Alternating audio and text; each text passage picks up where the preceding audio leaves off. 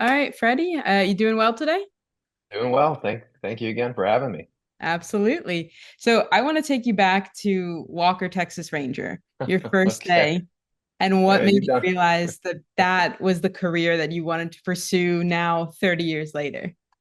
Gosh, well, you're taking me way back. I think it was all so surreal to me that it didn't quite register even on that first day. The only thing that registered was me getting beat up by one of my childhood heroes, Chuck Norris.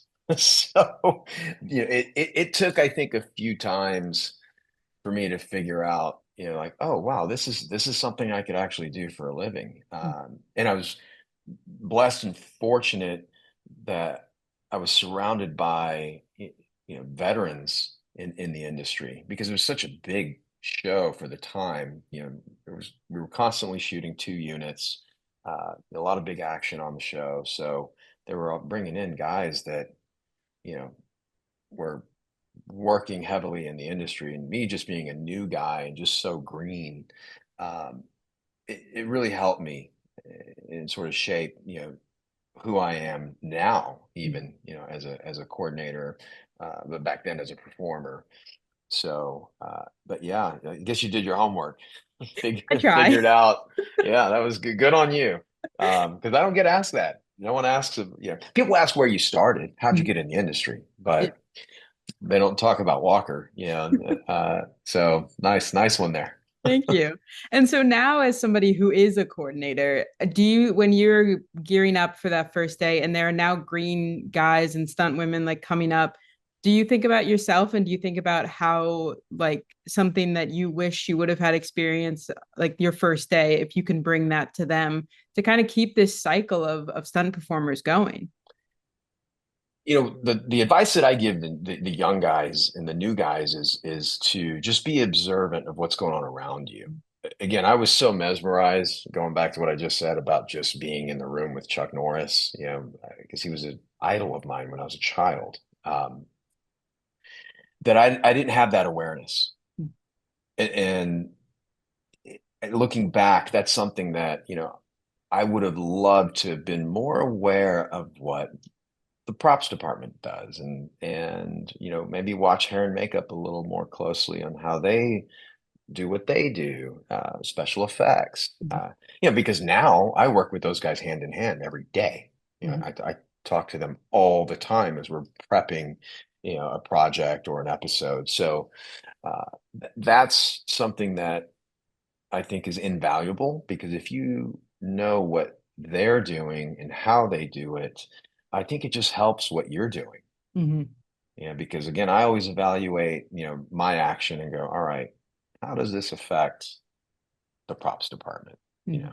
What do we need from the wardrobe department, to help us accomplish this piece of action? So uh, again, just, again, a lot of young stunt guys, they are gung ho to get out there and fight, or wreck cars or whatever, and then it's off to Crafty for snacks. So um, I'm not saying that's a bad thing, but you know maybe hang out for 10 or 15 minutes before you go to the Crafty table. just Absolutely. just watch and learn what's going on around you.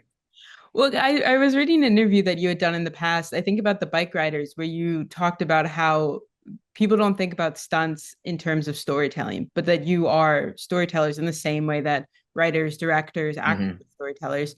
And so I was curious if you could talk a little bit about the construction of the stunts based off of like the personalities, because everybody's going to fight in a different way. And, Right. watching Tulsa King, the way that Sylvester Stallone fights is different than like some of his family members and some of the people that they're fighting against. So I was curious if you could talk about figuring out the stunts from that sort of storytelling point of view that people don't really Hmm. Well, it comes down to style and tone, have. first of all. So if you understand that, then I think the approach to choreographing and creating the action is going to be a lot easier. Tulsa King, for example, is not a heavy action show in the sense of martial arts. Mm-hmm. We're not a superhero show.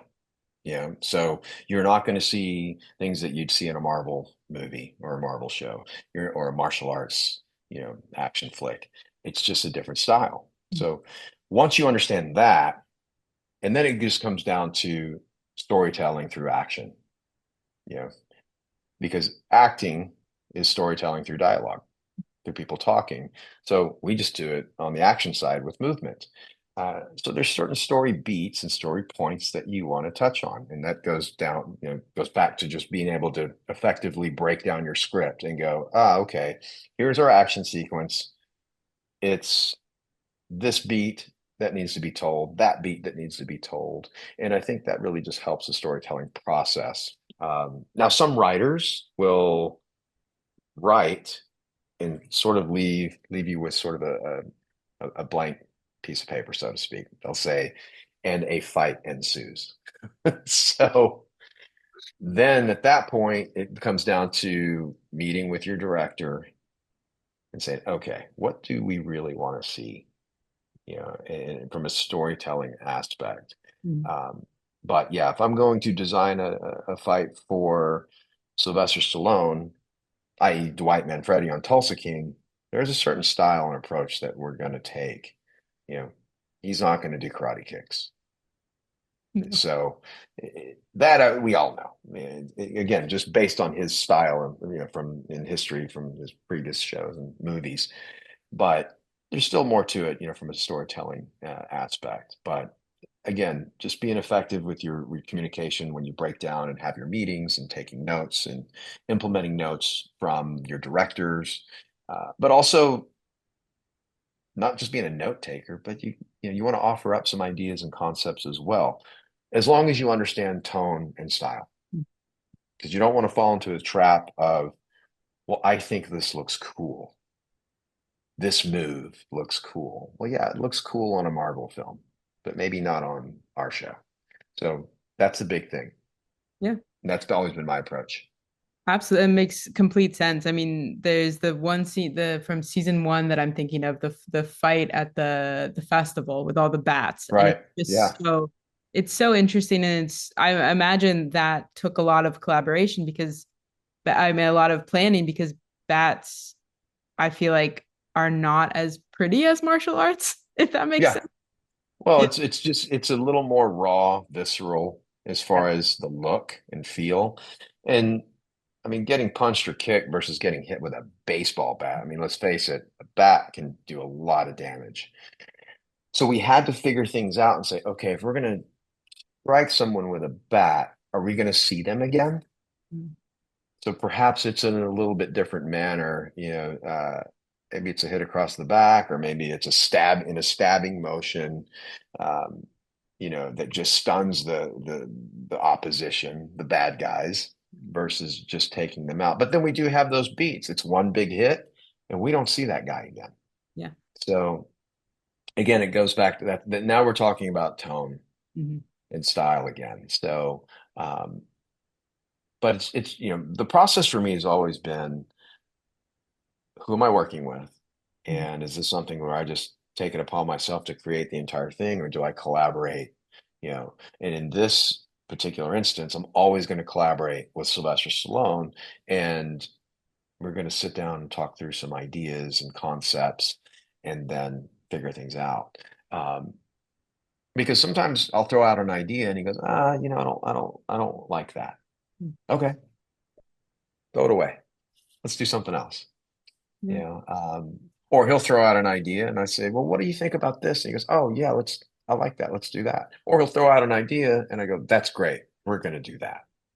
Yeah. And I think that's what makes this relationship so unique and special, is the fact that we just bounce things off each other. um, and then there have been times when he's just like, hey, you figure it out, which is basically what season three, he said, I said, hey, we should sit down and talk. He goes, nah, you figure it out. You can do this, right? And I was like, of You have two course. Emmy nominations. Yeah. Yeah, yeah, I think so. So with But again, oh, go ahead. that's what makes our, sorry to interrupt. That's what makes our relationship work and special, because it is friendly and professional, but I won't give the jazz, but he will. And it's just kind of fun for Yeah. me. So And so how do you decide when it is him going to do the stunts in the show and when it's going to be you? Because I mean, he's been doing stunts for so long and so have you, but when is it the decision to step in? Very, very easy. Do you see this frame right now? You see this box that I'm in? Yeah, That's him. And then he's wrapped. I see. So, um, I don't take my job I take my job very seriously, and part of my job is to protect him. Mhm. He's 79 now, and he still wants to get in there and do it. Mhm. And I'll go in and go, "No, Sly, we got it. You're great. We're good. Mhm. Let's limit the number of takes. We don't need to do take after take after take. Let's get one or two good takes. Let's get the close up, that hero moment, that hero shot. And I sit in a prosthetic chair for 2 hours Wow. to get made up with prosthetics.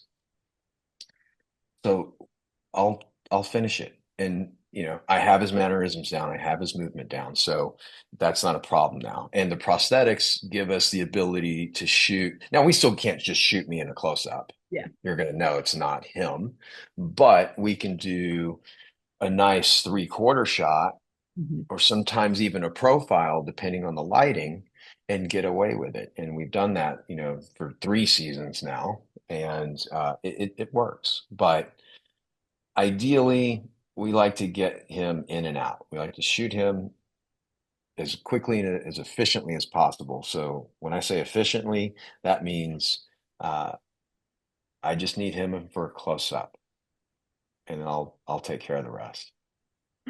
And so you mentioned, season three is coming. Season two, you got another Emmy nomination, which is so exciting. And it feels like finally people in the awards sense are paying attention to the incredible work that is happening in stunts that have been ignored for far too long on this Yeah. impressive stage. So, what does this recognition feel like? And then looking towards season three, without spoiling anything, what are you just excited for people to see?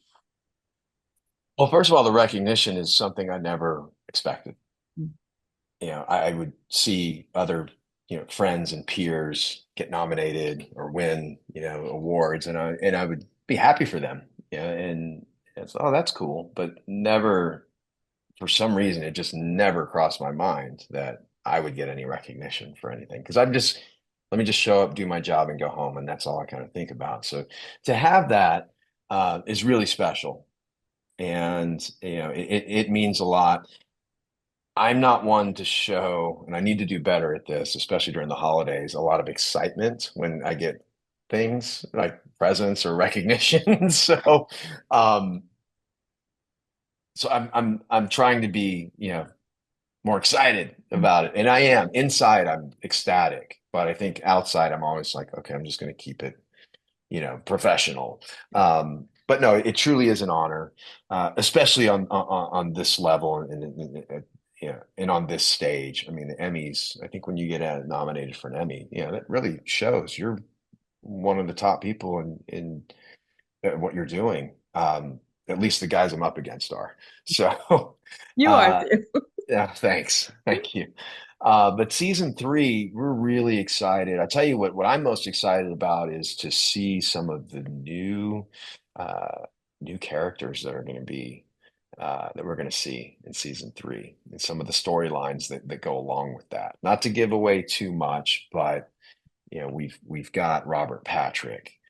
We have Samuel L. Jackson, we have James Russo. These guys are all new additions to an already amazing cast. So really, really looking forward uh, to seeing how it all transpires for season three. Yeah.